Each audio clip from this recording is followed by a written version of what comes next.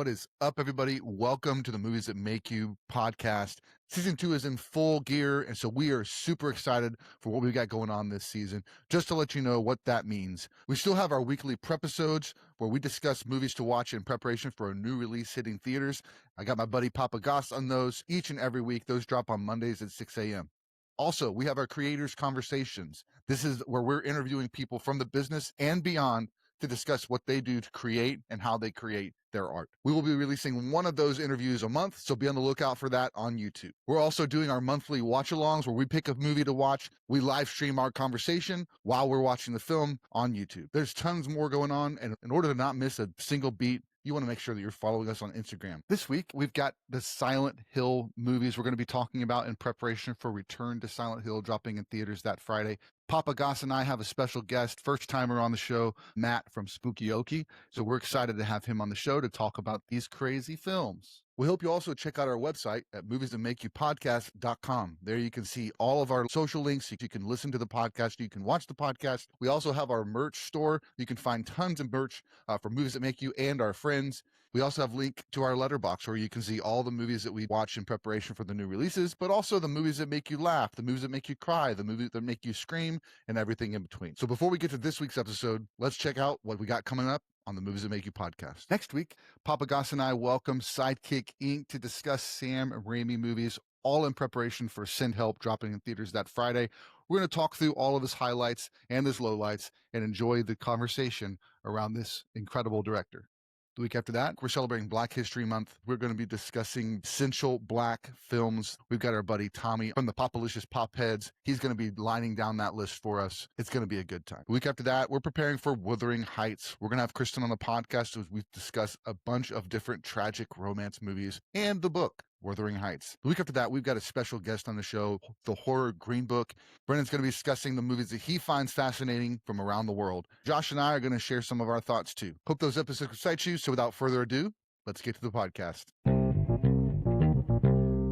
We are back with another episode of the Movies That Make You podcast. This is January of 2026. PoppaGoss is here as the official co-host for Movies That Make You. What's up, Josh? How's it going, man? Thanks for having me again. Yeah, well, you're here for the long haul now, so yeah. I'm pretty stoked. Yes, and we actually have a special guest also joining us today for this conversation. His name is Matt, the Spookie Okie on YouTube. What's up, brother? How you doing? I'm doing good. How are you guys doing? Good. Doing awesome, man. Doing awesome. We met Matt at Tulsa HorrorCon. That's where we met him in person. I think y'all had connected a little bit on YouTube prior to that, but we just had a good time hanging out. You joined us for our live stream when we did Flash Gordon a few weeks ago, which was amazing. Fun. Amazing. Yeah. And so you said you wanted to be on the podcast and give it a shot. We said, how about Silent Hill? You said, sure, why not? And so here we are. Let's do it. And we're going to have this conversation because Return to Silent Hill drops in theaters this Friday. So we are kind of excited about it. We'll hear more about it on the podcast, of course. But yeah, we're going to talk about the first two films that have come out in theaters. And I think we'll probably talk a little bit maybe about the games and where this stuff comes from. But we're just going to see where the conversation takes us. I guess my first thing that we like to do before we jump into the movies is just catch up on the week. Let us know kind of how things are going. So Matt, as our guest, let us know, man, what's going on this week? Not much. Work's been busy. It's always, I work at a lab, so everybody's trying to get all their stuff in at the end of the year, get all the insurance taken care of. So it's been hectic, but it's been good because it makes the day go by. Makes it go by fast. Nice, very cool. What about you, Josh? I've had a pretty busy week, not in a bad way. So I told everyone on previous episodes, I became a substitute teacher, just part-time. But I recently, starting last Thursday, I took a long-term job for a couple of months, and it's really nice because the school, I can walk there. It's literally right next door to my house. So awesome. The teacher, she has my number and messaged me that her assistant teacher was going to be out for quite some time. And they found me on the Kelly Education app and were able to work with my schedule because I can't work Fridays because my wife works weekends. So it's pretty nice timing because winter break is 2 weeks and that's coming up not next week, but the week after. So I'll work Monday through Thursday next week and then the kids will be on winter break. I'll be on winter break, get caught up on stuff around the house, but been trying to catch up on my personal channel, the PoppaGoss channel.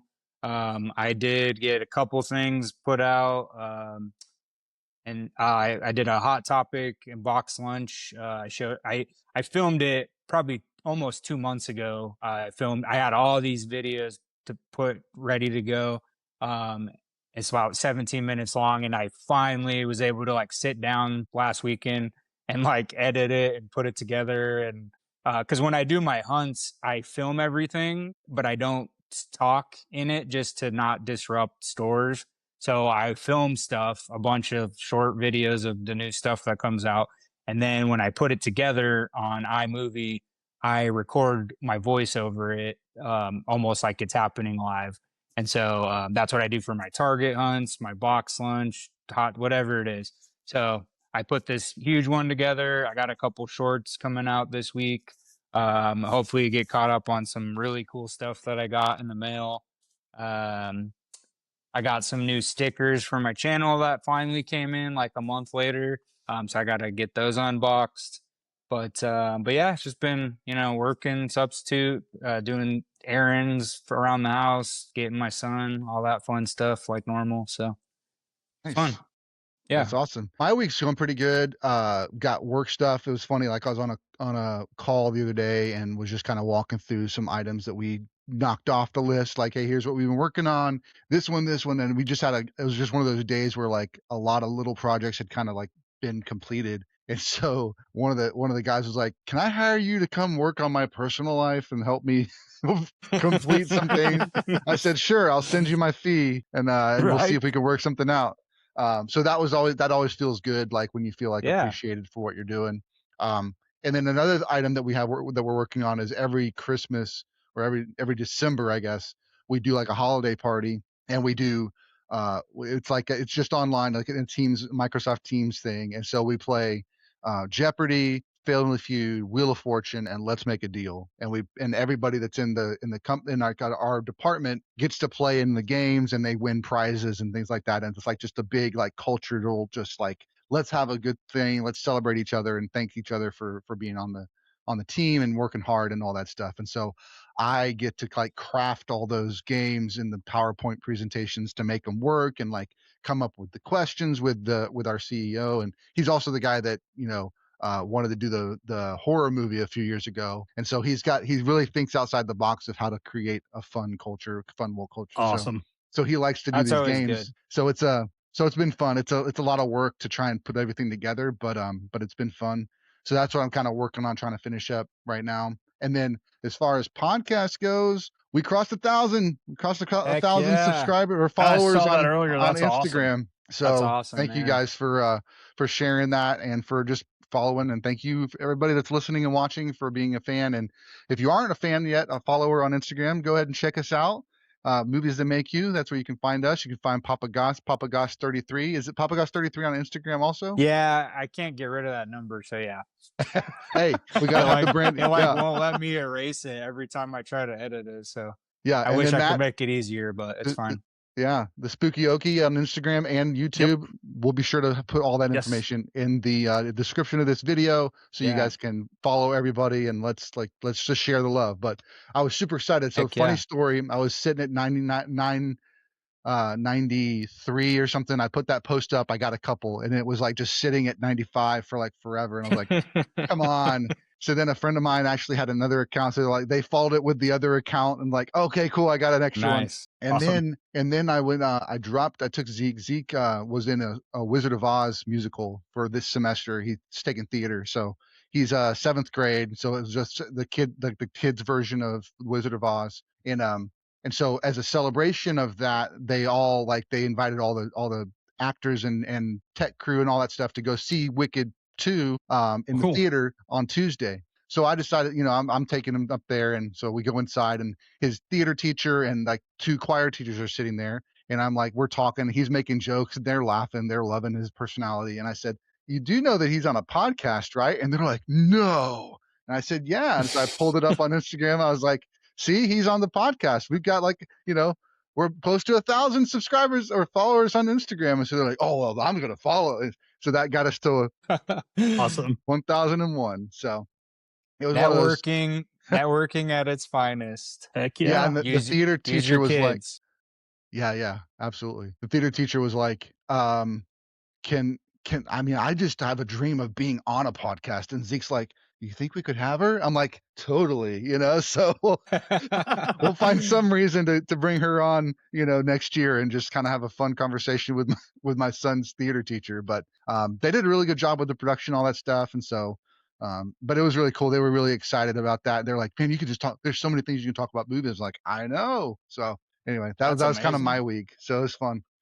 But definitely, I mean, we're still in January on these episodes and super excited for everything that we have going on. So if you didn't check it out, we had the ZombieCon creators on last week for the zombie for 28 years later. So that was awesome. And then the Friday before that, we had Preston Poulter on with Frontier Crucible.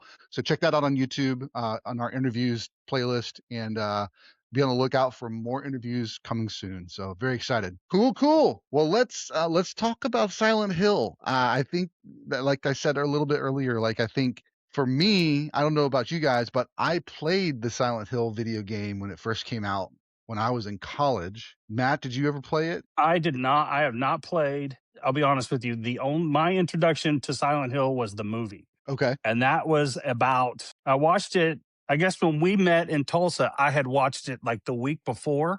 Yeah. Because I was just going back and just watching movies I hadn't seen before. Yeah.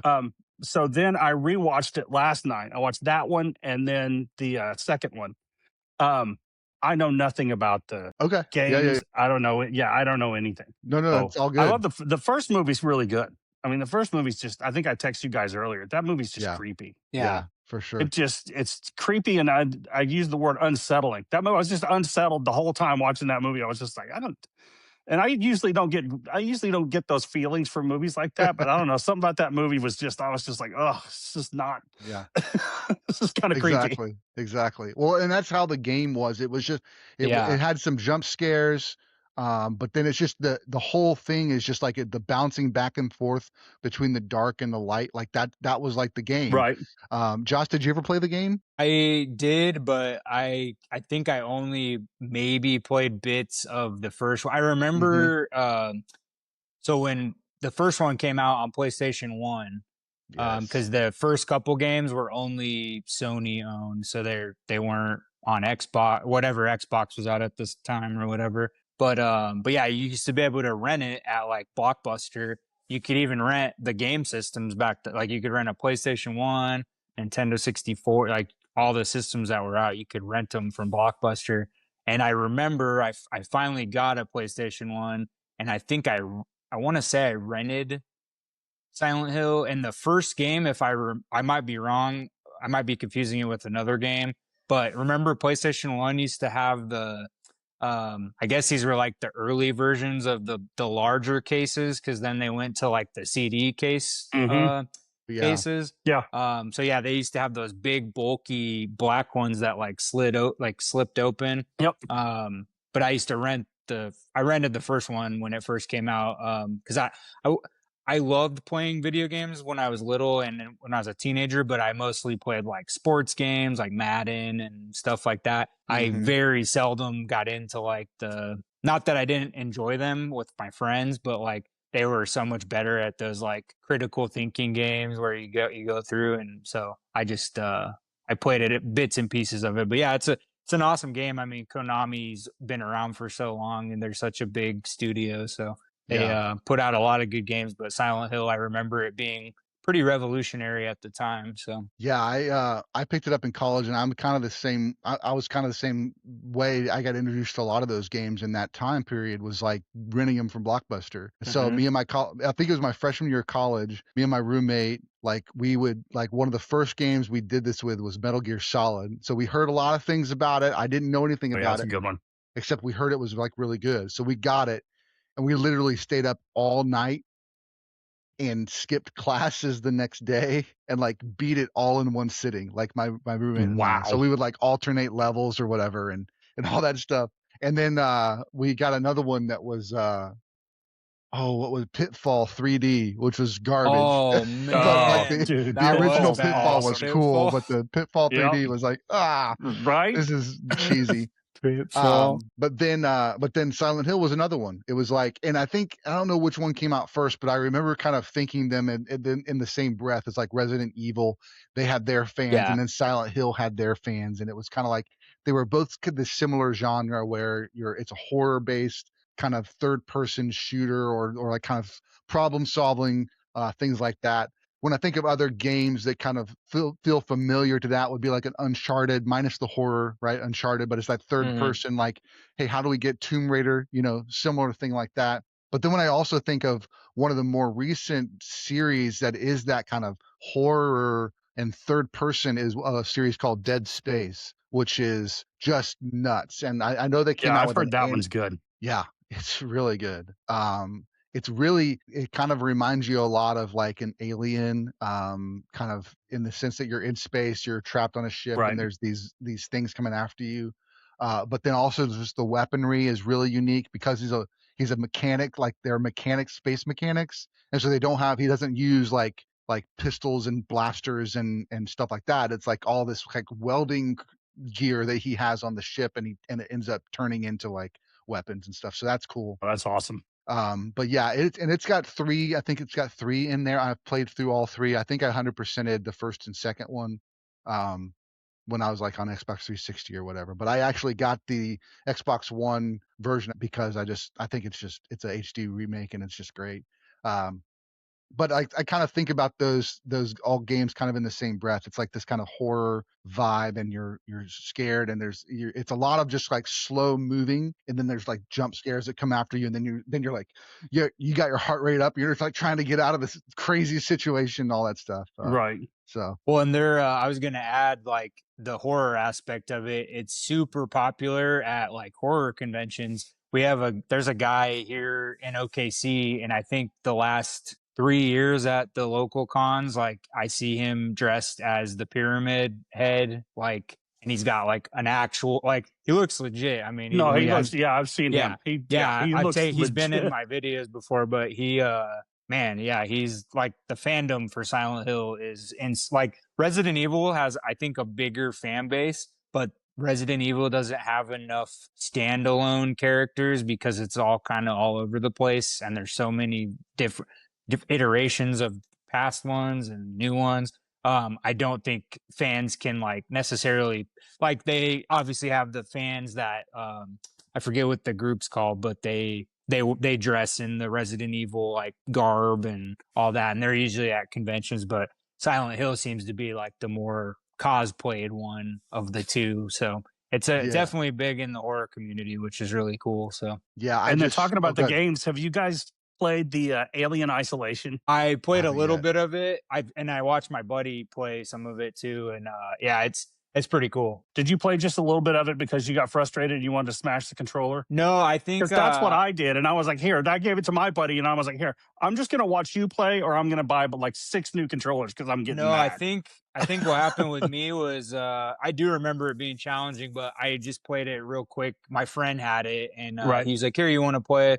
And I played real quick, and then I died or whatever, and I just kind of watched him play. But it was cool. I mean, that game's cool. He's much better at video games than I am. So at the time I was like, man, you're way better at this than I am. And I'm very patient, so it didn't frustrate me as much. Right. But I also I'm not, like I said earlier, I'm not a The sports diehard, games. like, Yeah, I played sports games, Guitar Hero when it was out, SingStar. Like, I liked playing all those, family friendly things instead of the. Yeah, I'm sports games or like Call of Duty. That's Call of Duty. That's about my extent of video games. Yeah, Call of Duty was fun for a bit. And even that game, like I practiced and practiced, but like I just gave up at like even trying to be good online because I have friends back in Colorado that like have played professional college, like been on these big teams, and when they'll enter like with 5 minutes left in a match, and they'll get like 40 kills, and I have like 5 the whole match, and I'm like, I'll watch their videos, and they're like, I'm like, oh my God, it took me 10 seconds just to get a new a new gun. Yeah. Right. That's how I my suck kid at is. these Find some games. body armor. Yep. That's how my I kid usually is. So just hide. yep. I just give it to him. I was like, here, log in under me and just level me up till I have all the guns I need, and then I'll just go play. Right. Yeah. Yeah. For Same. me, like I actually really dig the solo because, and I think because I'm not great at the online play, like Call of Duty doesn't intrigue Mhm. me. I like the story. I go through and I play the Yeah. campaign. I actually 100%ed Modern Warfare 2 on an Xbox 360, tough.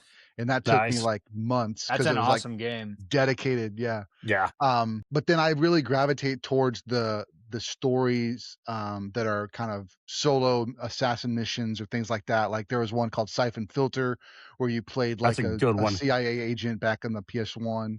And then Splinter Cell also came out, obviously, for PlayStation and Xbox. So I played through all those. And I like sneaking around, all that stuff. So then, of course, you got Assassin's Creed and then the Batman Arkham series. And so those three games, like Oh, I Splinter Cell, love those games. Those those are like Batman the games ones. are amazing. Yeah. And so I don't know if it's out yet, but they're coming out with a new Batman Lego game that's going to utilize the same fighting engine as the Arkham series. I saw that. Yeah. Yeah. That is. So I'm telling you, I'm a sucker for the. Am I the only one here that's a sucker for the Lego games? No, The Lego they're games so are great. fun. Yeah. I love them. I think when my brother first got his 360, he got his Xbox came with a 2-pack of Lego games. It was Indiana Jones, which I liked to play because it was the story was really fun, and then I think it was like Marvel or Star Wars or some. There was another Lego game, but they're fun, Right? You know, even there was a Batman one that came out. I think it was the game of the month for for the PlayStation Network 1 month, and I got it, and it was I think it was like a villains game too. So like you That could be game's fun. I know Joker what and you're stuff. talking about. Yeah, Yep. and it was a free. I got it for free, which is already a plus. Secondly, I was like, man, I love Batman and all the universe stuff, so it was really cool. But yeah, I love Yeah. that stuff. But yeah, I specific because I hadn't got a new system in a long time. So I got the PS4, the Arkham Knight edition PS4 when it came out because I found out that Arkham Knight was only going to be on the new system. So I was Right. like, oh my God, I haven't got a new system since like PS2. So I pre-ordered it from GameStop, picked it up, and Arkham Knight is still one of my favorite. Like I stayed, I think when I first got it, I mean, I had to work and stuff, but I stayed up. That's back when I could stay up all night, but I played Arkham Knight for like a whole week straight just because it was so much fun. Yeah, those games are fun. Yeah, well, just because like you literally get to be like those games are so cool because you are Batman. It's so cool. Speaking of the Lego games, like when the boys were little, like that's what I used to play with them. Like we like try to 100% like get all of every level, try to get all 10 of the bonus things and all bonus packs and unlock every character. So yeah, we got the Batman one, we got the Marvel one, the Jurassic Park one, and of course Jurassic the Star Park. Wars I like forgot full about the saga, Jurassic Park one. like all 9 movies. That one is a blast. Yeah.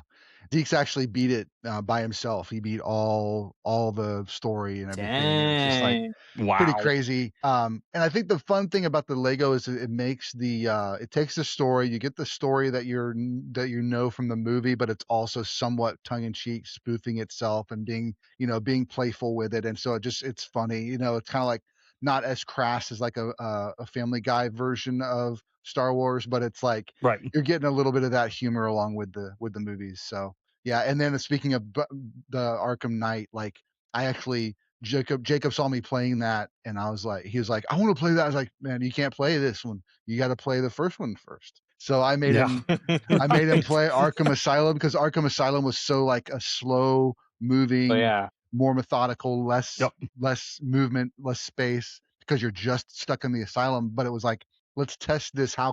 What can we do with this type of like environment and this, and these gadgets, and like they're really kind of doing something that was very new and unique.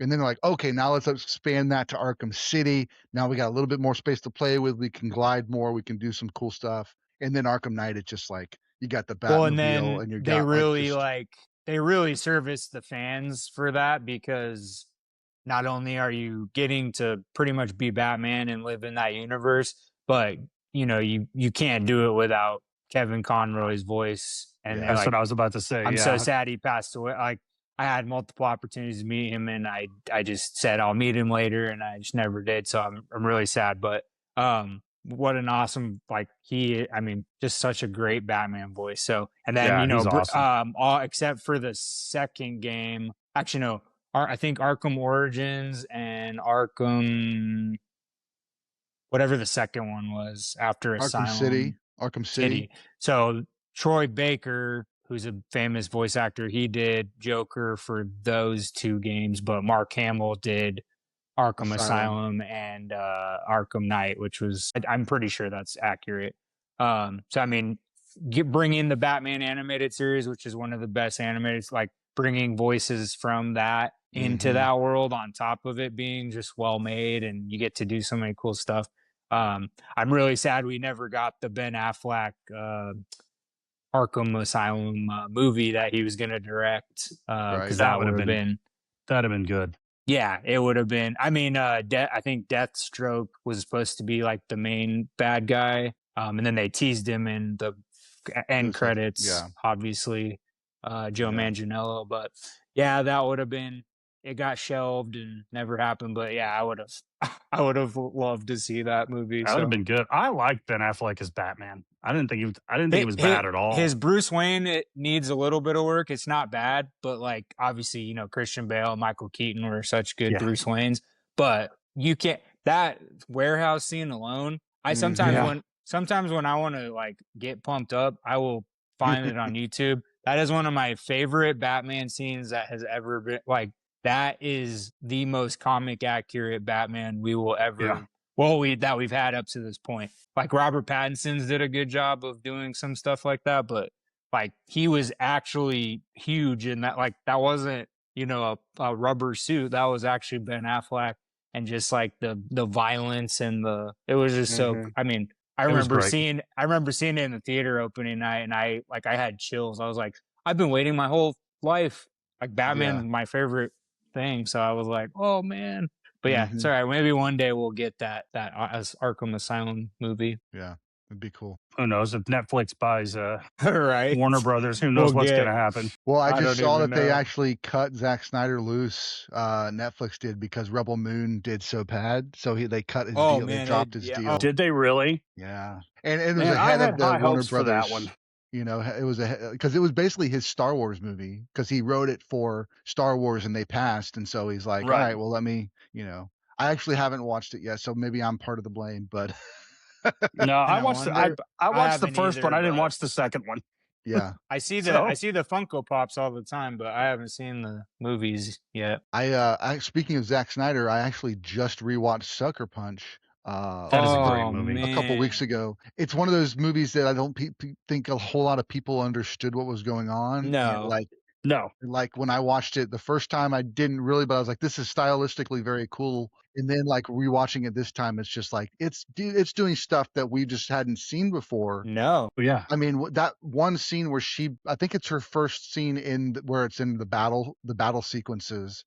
Yeah. And she's fighting those huge statues. You're just like, yep. This is insane. Yeah, there's so much going on in that movie, though. I mean, I think you probably went in there and it was like just overstimulated, just overload. Mm-hmm. Yeah, and it was early Oscar Isaac too, like before he got like, and he's so good in that evil role. Mm-hmm. Yeah, great cast. I mean, that I'm drawing a blank on the main actress, Emily Browning. Yeah, she was like. I thought she was going to be, the next, because she started getting a bunch of roles in a lot of indie films when I worked at the video store, and I really like her, and I think she's really good. But that's a movie. I think what you just said, I think it was like ahead of its time, and I don't think a lot of people, now people look back on Zack Snyder's his resume, and they probably, now that Rebel Moon is so not well received, I think like people are like, oh, Sucker Punch wasn't really. I went back and rewatched it, and I think it's getting like kind of not a cult following, but like people are appreciating it now, I years think they're later. I think they're finding it. People are just now finding it. Just kind of like his remake of Dawn of the Dead is probably Oh, his it's best movie. so good. Like I I was mean, just that's a talking to great somebody movie. the other day about Dawn of the Dead. I was like, the original is obviously a classic, but like the remake, not many times you can say a remake is just as good or Yep. like he did such a great job. I remember my brother and I saw that in the theaters and we both walked out of that and we were like, that was so well made. It was Yeah. so good. Absolutely. And another shameless plug, go listen to our podcast last week because that's where that conversation came up as we were talking zombie movies. So great Awesome. callback. Zombies. All right. So speaking of horror and zombies, see that nice transition? Yeah, there Let's you I talk go. do. I about like it. Silent Hill. This movie came out in 2006. And it follows a mother and a daughter. They're traveling to this place called Silent Hill. They end up on the way there. They end up in this dark universe, this pocket universe that is Silent Hill. The dad comes and follows them, can't find them anywhere. So there's obviously this type of they're in another realm, another kind of dimension of the universe that is the dark dimension. And then while they're in that dark dimension, they get attacked or they get tracked down by all these different monsters along the way. They're trying to find a way to release their daughter from having these kind of episodes and this fear that she has and things that she's scared of in her nightmares and all that. But then come to find out she's like a resemblance or like a descendant or like some sort of spiritual connection to a person that was from Silent Hill that was a daughter that was, I think she was, I can't remember the full story there, but maybe one of you guys can help me out there. But then like it's just trying to find a way out. And meanwhile, as they're going, they're in like kind of it's a normal Silent Hill, and then whenever the bell rings, it's like, all right, we're about to go into the dark Silent Hill, and it's like all the demons come out and stuff. Yeah, And it's got so, that creepy. It's got that creepy like bullhorn, like a foghorn kind of mhm, thing that goes off. That we end yeah, up finding is on a church yep, yep. at And the so end. then, yeah, they end up going to this place in the church, and the church wants nothing to do with these people. I think, but she's like ends up going ahead, like the lady she's working with, that ends up being the mother of the daughter or something like that, right? Like it's It's something the the lady. I'm so confused because I watched both of them. Yeah. I watched both of them back to back. But yeah, I don't know if it's the mother. She's kind of like the outcast of the society, but she finds her way working with her or whatever, and then Okay, she ends up. sorry. Yeah. I'm getting confused. I'm thinking the lady in the church was the mother. No, the lady that there's like a I don't know, she's like a transient is what she looks like. Yeah. It's the blonde from the game, right? Wasn't she in the game? Mm-hmm. Yep.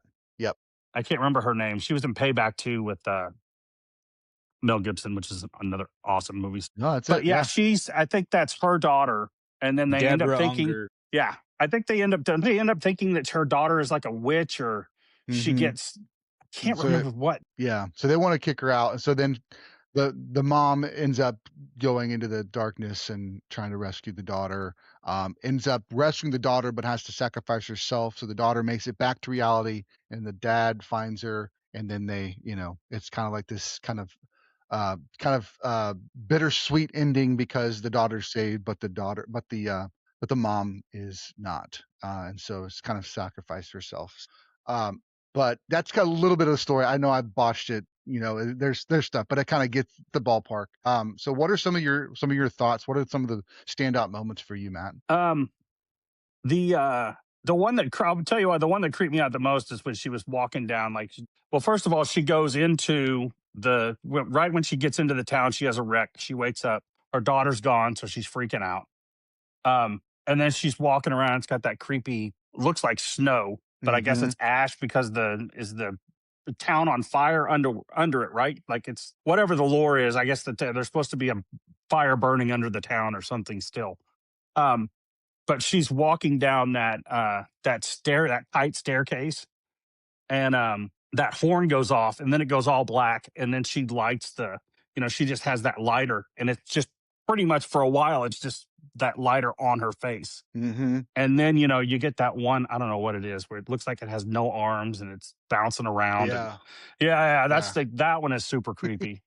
Um, That and then the giant triangle guy is Pyramid awesome. Head, yeah. Incredible. Yeah. Pyramid Head Super is cool. good. I like what I noticed, and I pulled it up immediately, is the guy who's the cinematographer, because I thought the cinematography was awesome. I was just looking at it going, this movie's shot way better than it should be, So I looked him up, and I think he's the guy that I think he works with Del Toro now. So I think he did like Shape of Water. He did the new Frankenstein. He's done a bunch of his movies. But anytime you can get angles like that kind of creep you out, Yeah. is always cool to me too. And then I thought the effects were pretty good for 2006. The only effects that I thought, that first scene when she first shows up and all those little kind of monsters start coming at her, like those are the only ones that I was like, okay, this is a little bad CG, but outside of those, and then they were the same look the whole time. So it wasn't like it's like, okay, that's just what they look like, whatever. But yeah, the rest of the CG I thought was really impressive. Kind of how the when it goes from like kind of the daytime to the darkness, like it just kind of peels away like paint peeling and just kind of gets to dark. That was such a cool effect. Yeah, before I go, what about you, Josh? What are some standout moments for you?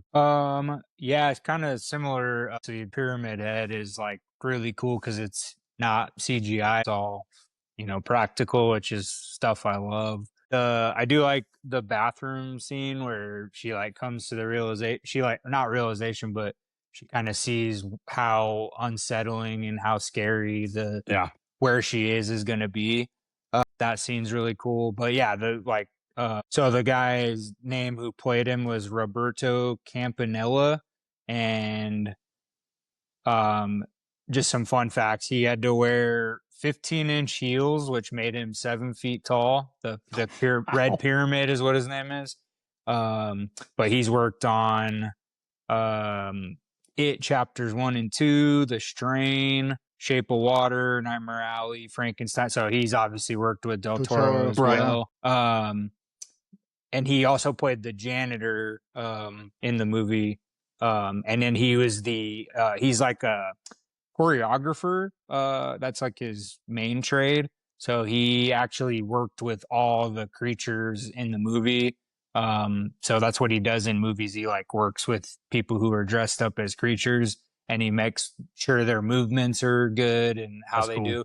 So not only did he play like the big, famous villain from the movie, the Red Pyramid, but he like choreographed a lot of that stuff, which is really cool.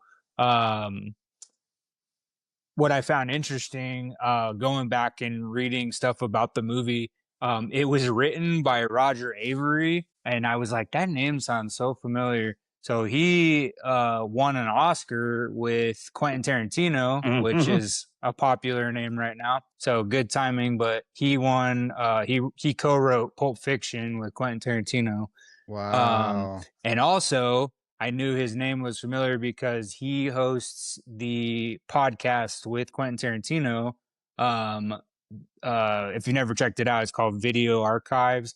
And they met working at the video store called Video Archives back in the day, both of them together. So I just thought that was, when I read who wrote it, I was like, that's crazy. And I guess I also read Avery was at one time, he was supposed to do a 5th Phantasm movie called Phantasm's End. And it would have starred Bruce Campbell, which is kind of crazy. That's crazy. Well, like I love Bruce Campbell, but like in a Phantasm, it's kind of wild. So, but I guess the funding fell through, or that it had to be canceled or something. But yeah, I just thought that was really interesting that Oscar winner who is like really good friends with Quentin Tarantino worked on it, and then many of the creatures in the movie were actually I was telling you that the Roberto Campanella, he got a lot of like the dancers that he's worked with to be the creatures. So like obviously they are agile and can move and do all the movements pretty easily. So it's pretty cool. And then the director, he's a foreign director. It took him 5 years to get the rights to make Silent Hill into a movie. he was given the rights after they saw a video interview that he sent to Konami about how much he loved Silent Hill, the video games. And then he ended up that reel or whatever that he sent them, the interview that he did. He used his own money to film like scenes, and he put music from the games in the background to kind of show him what his like vision was for it. So I thought that was really cool. So he pulled a Deadpool before Deadpool. Yeah. Exactly. And then a really cool thing, just a backstory on like the video games. The first video game debuted in 1999 for PlayStation 1. We were just talking about that. To date, there have been 17 Silent Hill games, and that includes remastered versions and remade versions. But I thought that was quite a lot. And then I wanted to talk real quick. They did a demo of a game in the Silent Hill universe that was supposed to become a full-length game. And I remember my friend in Colorado, we worked at the video store. I came over late one night and he's like, "Bro, you got to check this game. It's just a demo, but like you can play through it and you could download it in the PlayStation store." And it was called PT. And it was supposed to be the new like Silent Hill video game.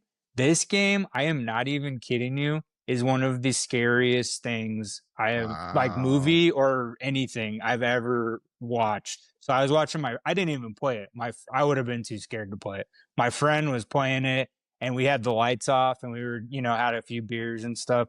I was watching him play it, but like you go through this house and the whole premise of the game is you're like trying to find your way, I guess the correct way out, but you just keep like going in and out of the house. But there's there's like a ghost or an entity or whatever, and she will only attack you if you're looking at her.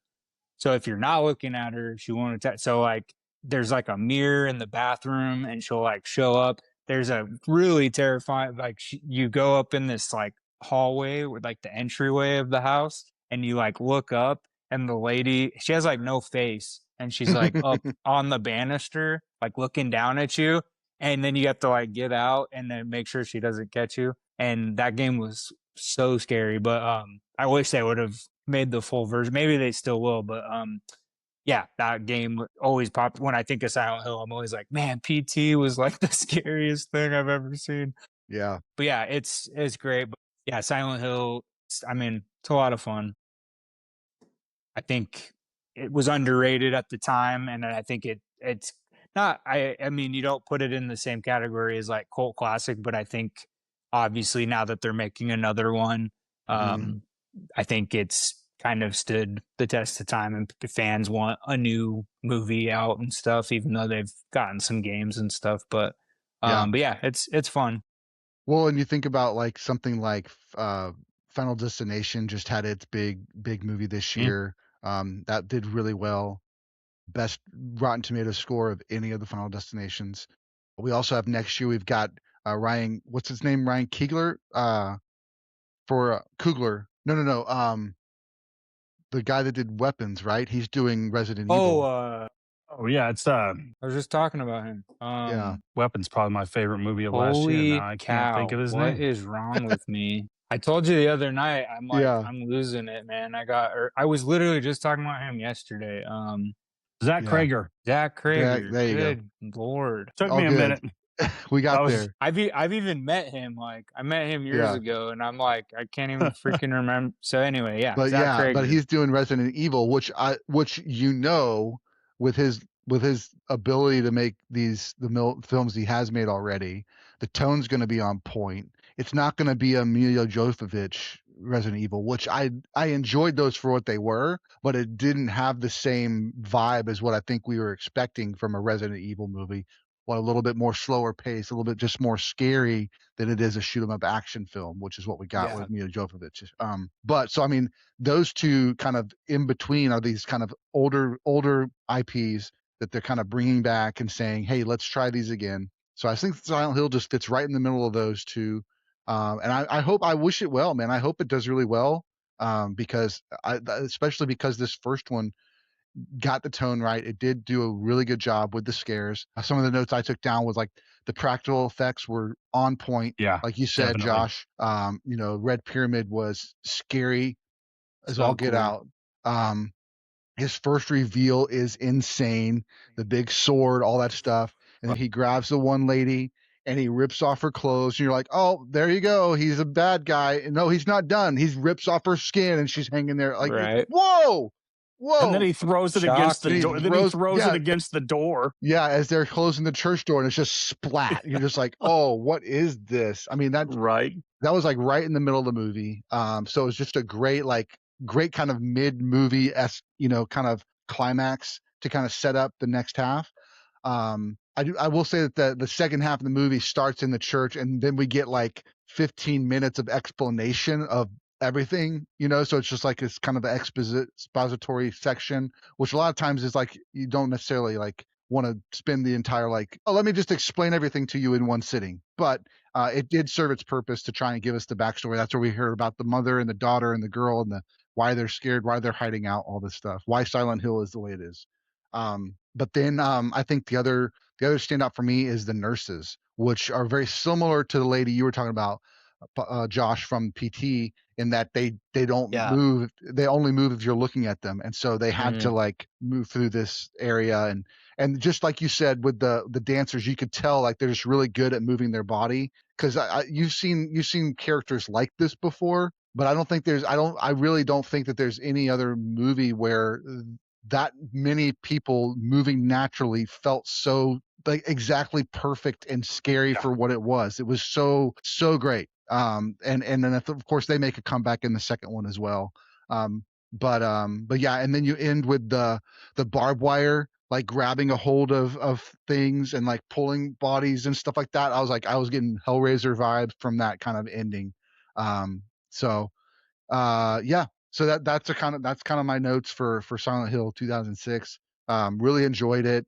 I enjoyed it the first time I saw it, and then watching it again, I was like, yeah, this still holds up. Like I said, there's a couple of parts, the CG, a little bit of exposition, maybe not great, but there's other things in this movie that are so good that you can kind of I overlooked the other things. Cool. Yeah, it's that one. The only one I can't believe I didn't say this when it was. You asked me what stuck out was the guy who actually when she's in the bathroom and she opens the door and that guy's all twisted up, tied up into the with the barbed wire. And then once it gets dark, he comes crawling out and he's all twisted up. I was like, this is just the creepy factor in that was just off the charts for me. The other thing you were mentioning, Matt, you want to tell the Stranger Things reference? Oh yeah, I was totally getting these guys must have played a lot of this game, because it was just that one scene where they're passing each other in the hallway by the lockers, and he's in the daylight, she's in the dark, and that one guy's just trying to he just wants to get him out of there because he knows what's going on. And he knows that somehow he's getting a connection with his wife. But yeah, I was just sitting there going, even the look of when it gets dark reminds me a lot of Stranger Things. So I think those guys I haven't read anything to see if they pulled from that. I just looked it feels up. Like. I just looked it up. They have not played the games, but they know of them. And the aesthetic and the atmosphere, they based the Upside Down. So you were on, you were right. Nice. I'm sure they've played a little bit, but I don't think they were hardcore gamers. But yeah, I get that feeling too. So very nice. Well, let's go ahead and rate it. We do out of 5. Let's rate it out of 5. What do you got, Matt? I'll give it a 3, probably 3.5. Okay. Josh, how about you? Yeah, I'll probably give it about a 3, because the 3 mainly for just the practical effects are my favorite part of the whole movie, and it has some really cool scenes here and there, but overall, there's some things they could have made better. But yeah, a 3. I think a 3 is fair. Yep, I got it as a 3 as well. Yeah. Definitely worth. Especially Matt, great reference to Stranger Things. So if you're a fan of Stranger Things and you like those types of stories, definitely check this out if you haven't checked it out yet. Cool. All right, well, let's jump into Silent Hill Revelation. 6 years after the first movie, we get Silent Hill Revelation. I don't even know if I can walk down the story of this one. I think the main idea is that the daughter is now a teenager. She and her dad are having issues, leave me alone, dad, let me grow up. I got to find mom, all that stuff. And then Or on the run for some reason. yeah. She's on the run, and then the upside down people start coming after her. And, I think for me, where some of it, I mean, we get Jon Snow. Jon Snow shows up, so that's pretty cool. So we got Ned Stark and Jon Snow, in I didn't this put that movie. together until just now. Yeah, it was Kit Harington's first acting role ever. Yeah. Silent Hill Revelations. So he ends up helping the daughter kind of get out of the situation. But I mean, a lot of the things that I think make it, other than the story being a little just kind of all over the place, I think the other thing for me is that it's just retreading the same thing. We get the nurses, we get Red Pyramid, we get some creeps, but it's really, I have a note here. What's happening? Is this the same girl? I thought they were stuck in the upside down. Like I thought. Yeah, that's exactly where I went. I was like, I don't know what's going on right now. Oh, and then it's Silent a dream. Hill Revelation is a great name, because I had a revelation and I don't know what this movie is about. That's exactly what I was sitting there watching it and I was going, why is Trinity in this movie? Yes. Oh, yes. Yeah. And why does she Carrie-Anne look like Moss. one of the freaky why does she look like one of the freaky twins from the Yeah. from the Reloaded? second one? And Yeah. and I was like, well, I don't know who was she? Yeah. I don't know. Because they killed the other lady, right? In the first one? Yeah. Yeah. Yes. Yeah. They did. From Walking Dead. No. The church lady. I'll just call her the church lady. Sorry. Oh, yeah. The church lady. Well, the Borg Queen. Yeah, she does show up. She does show up in this one. Also, I think it's like It's a flashback, right? I'm pretty sure. But yeah, I think Carrie-Anne Moss and Malcolm McDowell were just added to like. Try and give it some I have weight. a feeling some of the execs probably saw the early stuff or the storyboards and were like, we got to get some heavy hitters up in here. So when did this one come out? 2012. So 6 years after the first one, which is that quite a long time. That's not Matrix 2 or 3, right? No, That's that was a long time ago, right? 2003. Yeah. Yeah. And I think 2003 was the Reloaded and Revolutions. Yeah. Yeah. Yeah. Okay, I got you. It did have a segment in it that was like a dream within a dream. So that caught me. I was like, oh, that made me laugh a little bit. And then I guess she found a way to communicate from Silent Hill, and was able to send the daughter back somehow. Go ahead. Sorry. I was just gonna say, it feels like a made-for-TV movie. That's one of my notes too. Like it's just. But then there's some Saw edits. Like there's some moments in it that feel like that really hectic, like Saw and moving cameras and things, and then cuts and edits and music, all that stuff. I did like the nurses in this one. That scene, yeah, they're really cool. I like that scene a lot. And when you were talking about like everybody moving at the same time, have you guys seen Smile 2? I love Smile 2. Okay. Do you remember do you remember when she's dreaming and all of the dancers are coming down the hallway? Yeah. And she'll just look back. That's what it reminded me of. Yeah. Smile 2 is I bought this steelbook because I love both the Smile movies I love. Well, plus like Jack Nicholson's son is the cover of Smile 2, so yeah. I did say that I liked the practical mannequin monster. I thought the mannequin monster was pretty cool looking. That was cool. But then when it went CG, it was like, well, there you go. Took me out of it. I was like, I was there, and then blah. And then the pyramid man, Red Pyramid, is like just stuck down in a dungeon like the whole time, right. And like it was just like gross misuse of that. They should have. Well, go ahead, Matt. Why is he the power of the merry-go-round? I mean, you got a character that badass, and he's just when he's so massive. Obviously, it's like this is what he's doing right here for like half the movie that he's in. That's what he's doing. So I was confused. I think the story is already. It starts out pretty confusing. It doesn't it's not that way the whole time. Like there's bits and pieces where you're like, okay, that makes sense. But like my thing is with this one at least was you can tell because this one was when 3D was like the thing in theaters. So you can see the scenes that they tried to like heavily do. And it's weird because I feel like the 3D for that time should have been better than like when we had 3D in like the 80s and 90s. Yeah. But it's not. Yeah. Like Well, when the guy gets his the cop or whatever gets his fingers chopped off. Like those fingers look so I bad know. digitally. That was my main complaint with this, other than the main actress not being good at all. She's really not good. Nothing again. I mean, I'm sure she ended up being in like the Great Gatsby, like the Baz Luhrmann. Like she's gotten some big roles, but she's just maybe this was not the role for her, but it's not her fault.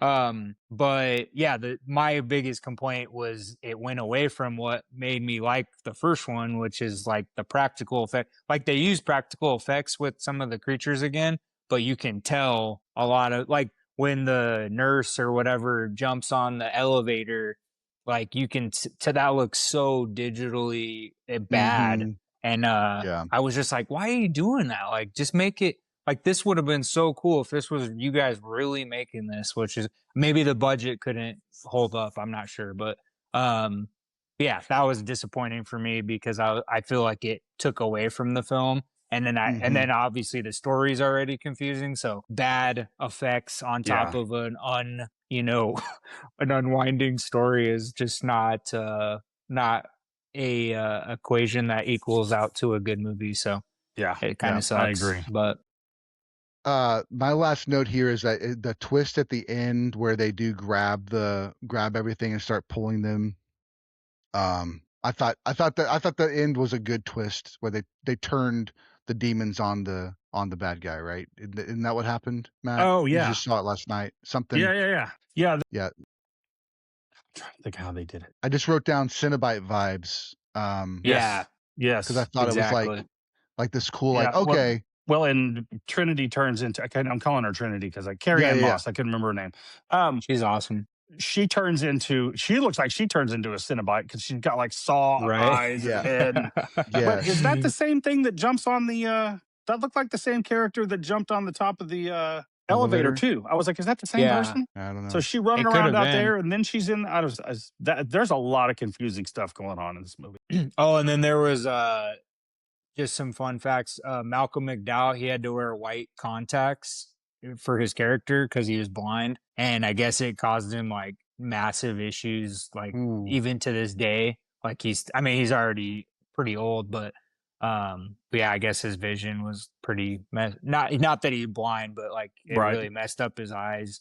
And then a crazy thing, going back to Roger Avery. So Roger Avery was supposed to write the sequel. And I read this and I was like, I never even heard about this, but he went to jail for gross vehicular manslaughter, along with 2 felony counts causing bodily harm while intoxicated. He was driving an Italian friend and his wife home from dinner, and he crashed the car into a pole, and his wife survived, but she got ejected. The Italian friend died. He got 1 year jail and 5 years probation. But I never even heard of, like, I didn't hear about that at all. Not that I follow Roger Avery closely, but like I follow Quentin Tarantino, so I thought I would have like heard that little tidbit, but I thought that was crazy. I was like, oh my gosh. And then the director, MJ Bassett, was actually she's actually trans, so she used to be Michael J. Bassett, and then came out trans in 2017. So she was a guy when she did this movie, and then she came out trans in 2017. But I mean, she did some cool stuff later on. Like she did 4 episodes of Ash vs. Evil Dead. She did an episode of Iron Fist, the Marvel show. She did that new remake of Red's, or I don't know if it's a remake, but Red Sonja. I didn't even know that came out. Did it come out already? Yeah, it has a critic. It has a Rotten Tomatoes score 56 critic and 54. No, it's funny you say that because I literally put in my notes. I said I didn't even hear that it was released. Like, yeah, same. So I think you can rent it now, but it's Okay. I mean, not terrible. I mean, 56 critic and 54 audience, not terrible. Yeah. And then I just thought this was funny. So you know how IMDb you can go like look at facts and trivia, Yeah. and usually people have like a long list of stuff. So for for MJ Bassett, she had 2 things, and one of the facts was one said she was dissatisfied with Silent Hill Revelations. I was like, that's the fun fact. She didn't like She the movie didn't that like she her made. own movie. And then one last thing on her, my good pal, so Swayu, it's an autograph company in the UK and in California. I've been on their podcast a couple of times, but my buddy Brian, who hosts the shows, he's a British guy. He actually had MJ Bassett on. He interviewed her recently on his. He gets a lot of like TV actors and directors and stuff. But he just had MJ Bassett on a few months ago. So if you want to go to the Swayu page, you can actually like hear what MJ Bassett has to say. And Brian's a good guy, so go check that out. Yeah, definitely check it out. Yeah, Cool. that one was a mess. Oh, I had never seen it. Like I had never watched it until we were getting ready for this, and I kind of know why I like skipped it for a little bit. I mean, it had cool part. Like there were a couple of scenes where I was like, "Oh, that's really cool. They could have done this, and that would have been even better." And Sean Bean, obviously, I love Sean Bean. Carrie-Anne Moss is great. They brought back what's her name? Rhoda Mitchell. Yeah, for that so one. I would say scene. they brought her back for the whole movie. She was great in the first one. At least they brought back consistency, because the new one that's coming out, I don't think, unless they make like a surprise cameo, I don't think anybody None from of the them are in first it, right? two. But the director of the first one is doing the new one, so that gives me some bit of hope. He hasn't done anything in a little bit, but that gives me a little bit of hope, so that's good. He's like, let me redeem your movies for you. One thing I was thinking, right? Yeah. One thing I was thinking while I was watching this movie is, if there's a movie that Sean Bean's going to die in, it's going to be this one. You know what I mean? Right. I mean, it's a horror this is movie. A logical one that he would. He has to die in this one, right? Because he dies in every movie. He dies in every movie. Yeah, that's his like. He makes MO. it to the first one, and I was like, all right, well, he's gonna get it in the second one. I mean, it's gonna be bad. It's gonna go south for him real quick. And I was like, what? I was like, he made it to the second one, so that got me thinking. I was like, how many movies has he not died in? Right. Do you know what I mean? He's been in like 80 some movies. Yeah. 5. Oh, that's amazing. I'm pretty sure it was. I'm gonna have to look it up again. I think 5 movies he's only made it in. I think you're right, but also think about this. I don't think he does a lot of horror movies, so maybe like you would think horror movies he would for sure die. Maybe horror movies they were like, we're gonna make you survive. It's the upside down. It's the upside down. Yeah.